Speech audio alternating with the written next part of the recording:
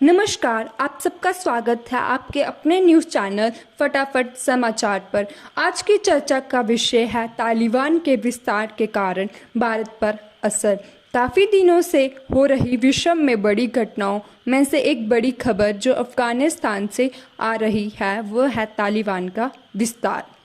इस घटना की शुरुआत 20 साल पहले जब अमेरिका ने अपने देश में हुए सदी के सबसे बड़े हमले 9/11 का जवाब देते हुए अफगान में पैर पसारे थे। ये माना जा रहा है कि इस पूरे हमले की योजना अफगानिस्तान में बैठे हुए तालिबानी आतंकवादी द्वारा रची गई थी। वहीं से अमेरिका से अफगानिस्तान में सैन्य अड्डा बनाकर तालिबानी आतंकवादियों के खिलाफ जंग छेड़ दी, परंतु इतने सालों की खूनी जंग तथा पैसों की बर्बादी के बाद भी कुछ हासिल नहीं हो सका, क्योंकि तालिबानी के आतंकवादियों को स्थानीय लोगों, पाकिस्तान, रूस, चीन आदि का समर्थन हासिल था।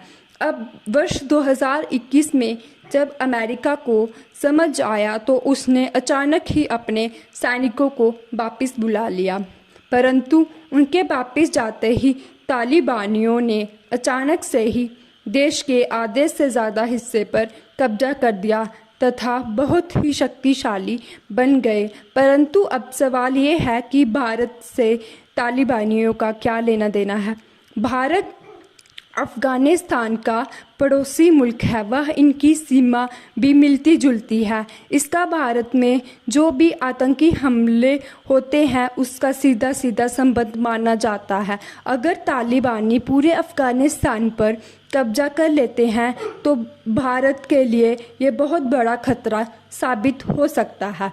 इस बड़ी समस्या से निपटारा करने के लिए बड़े बड़े देश सोच विचार कर रहे हैं कि किस प्रकार इन तालिबानी आतंकवादियों को रोका जा सकता है। अब ये देखना बेहद ही दिलचस्प होगा कि अमेरिका, भारत और अन्य देश किस प्रकार की कार्रवाई कर इन आतंकियों के खिलाफ मोर्चा खोलते हैं।